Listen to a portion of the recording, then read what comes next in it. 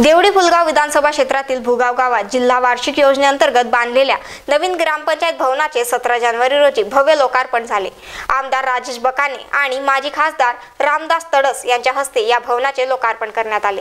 नवीन ग्रामपंचायत भवनामुळे प्रशासन अधिक कार्यक्षम होईल, समस्या जलद गतीने सोडवल्या जातील आणि गावाचा सर्वांगीण विकास होईल अशी अपेक्षा करण्यात आली।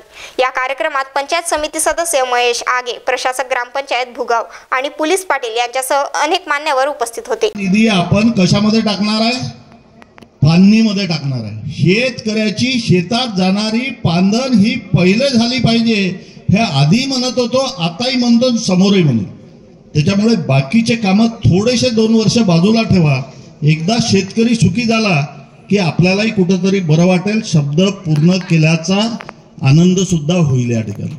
आणि या ठिकाणी खऱ्या अर्थाने प्रवीण आणि संपूर्ण टीमचं मी मनापासून अभिनंदन करतो की दरवर्षी तुम्ही या ठिकाणी कार्यक्रम आयोजित करता आणि नितीन भाऊ तुम्ही सुद्धा या ठिकाणी दरवेळेस यावं, कारण तुम्ही प्रदेशाचे पदाधिकारी आहे आणि तुमच्या माध्यमातून या ठिकाणी आपले अशोकराव विखे मंत्री झालेले आहे।